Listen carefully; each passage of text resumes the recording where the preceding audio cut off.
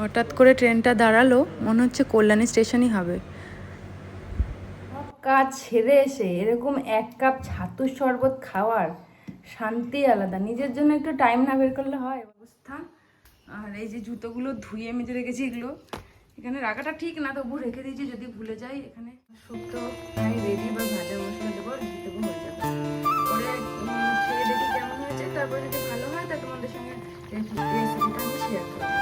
রান্নাঘরের অবস্থা দেখবে আজকে, দেখো কিরকম লন্ডভন্ড রান্না। আজকে দেরি হয়ে গেছে উঠতে, তেল চাপিয়ে নিয়েছি আর ভাত তো চেপে গেছে দেখো। আর এখন বাজে কটা দেখেছো, 4:30। আমি এত লেটে উঠি না, কালকে অনেক রাত হয়ে গেছে ঘুমাতে। সব লন্ডভন্ড দেখো। আচ্ছা, একটা অন্যরকম রেসিপি বানাবো বলে প্রিপারেশন নিয়েছি, জানি না কি করবো। দেখি সব কিছু মনে হচ্ছে ধ্যানাবে। ভাবলাম আজকে পটল দিয়ে একটা শুক্তো রান্না করব, আমি ইউটিউব থেকে দেখেছি। গতকালকে তো তোমরা ভিডিও পাওনি, কারণ ভিডিও আমি আপলোড করছি কিন্তু পেন্ডিং দেখাচ্ছে, জানি না কেন, কিছু একটা সমস্যা হচ্ছে, আপলোড হচ্ছে না। তো চলো, আর কি করা যাবে, কিছু তো আর করার নেই, যা হওয়ার সেটা তো হয়ে গেছে। আমি তবুও ভিডিও কন্টিনিউ রাখবো। এবার আমি বড়িটা ভেজে নেবো লাল লাল করে, যেমন নর্মালি শুক্তো রান্না করে না সেরকমই হয়, শুধু এটার মধ্যে উচ্ছে আর পটল দেওয়া থাকবে। যেই বড়ি দিলে না বেশি টেস্ট লাগে। আমি একটু বড়িটা ধরে দিই, কারণ সোনাও পছন্দ করে। আগে আমার ভালো লাগতো না, কিন্তু শুক্তোতে বড়ি দিলে আমার মন্দ লাগে না, আমার বেশ ভালোই লাগে।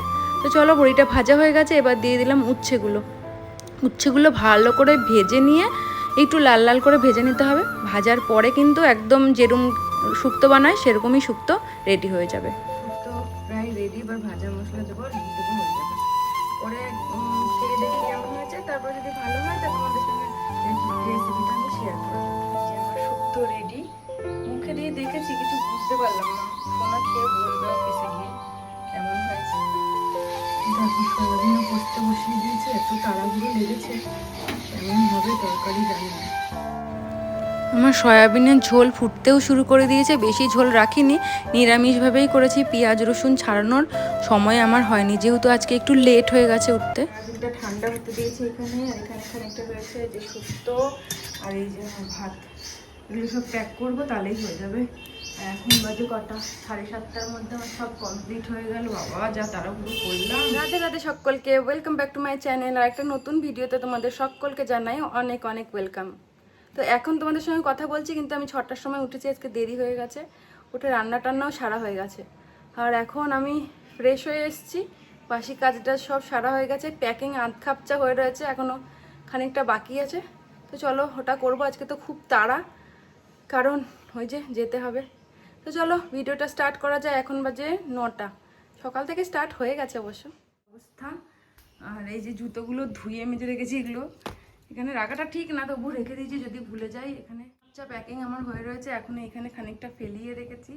তো চলো বাদ বাকি প্যাকিংটা সারি, আর অনেক কাজ আছে সেগুলো সারবো, আবার বেরোতে হবে যেহেতু বোনের বাড়ি যাব। সব কাজ ছেড়ে এসে এরকম এক কাপ ছাতুর শরবত খাওয়ার শান্তি আলাদা। নিজের জন্য একটু টাইম না বের করলে হয় বলো।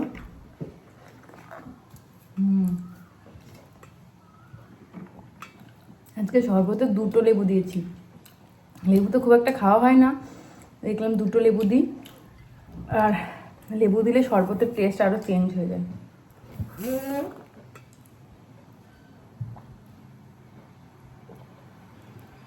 আর তিতলি স্কুলে যাবে বলে খেতে বসিয়ে দিয়েছি, দেখি কতক্ষণে শেষ করে। তো চলো আমিও শরবতটা এনজয় করি, আবার পরে কথা বলছি।